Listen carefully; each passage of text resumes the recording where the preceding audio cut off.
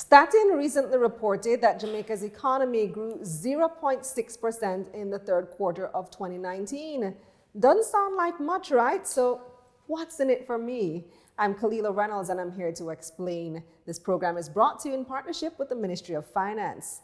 First of all, you're absolutely right.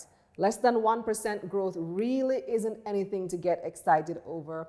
It's rather disappointing, especially after you've heard talk about 5 and 4 and realized that we haven't even gotten close to that.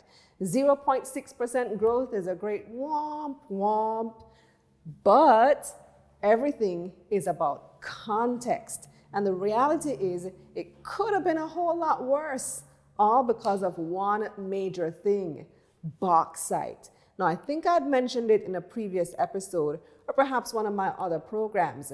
You might be aware that the Chinese company JISCO has taken the decision to close down the Alpart plant.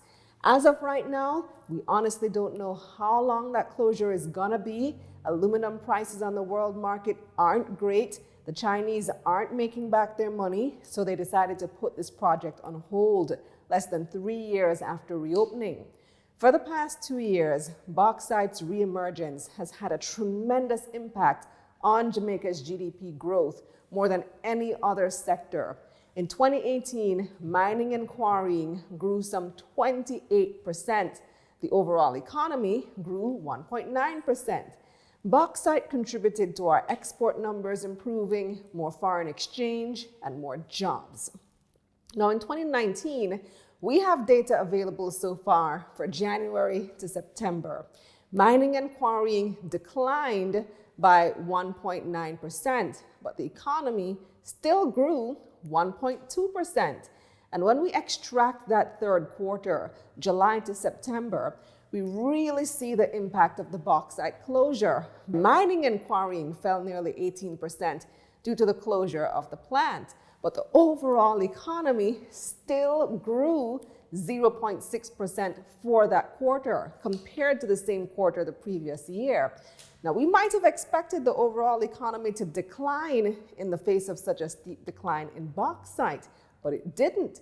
And that's where we get a little smidgen of hope. That's where we start seeing that our economy isn't dependent on just one thing.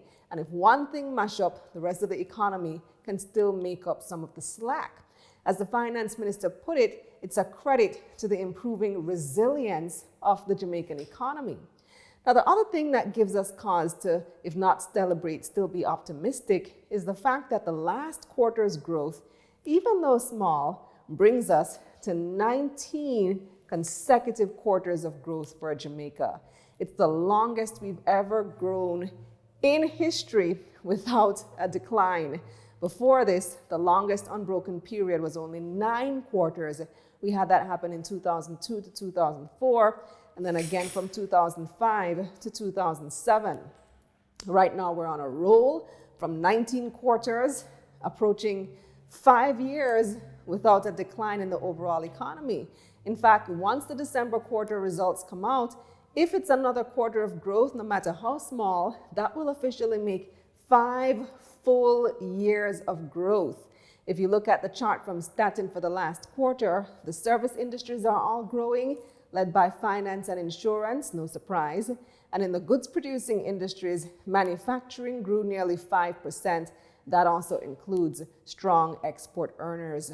So while there's room for skepticism and even pessimism about the low growth, context makes a hell of a difference in how we perceive these numbers. Every dark cloud does have a silver lining. I'm Kalila Reynolds. Until next time.